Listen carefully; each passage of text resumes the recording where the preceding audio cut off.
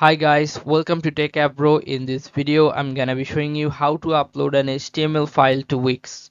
So the direct and short answer is you cannot direct upload HTML file to Wix. All you have to is embed HTML file, and you can write your HTML file there or copy paste from there. So I'm gonna show you how. You have to go to the editor.wix.com or editor page of Wix. Then you have to click on plus icon, add elements.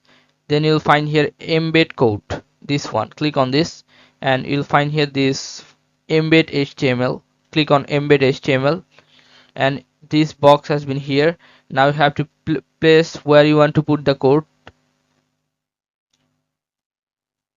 Like I want to put the code here. You can make it uh, big or small with the mouse.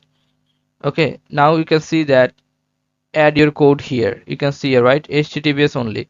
So I'm just pasting a code here. After pasting code, you have to click on update. Okay, and here you can see that HTML code has been updated.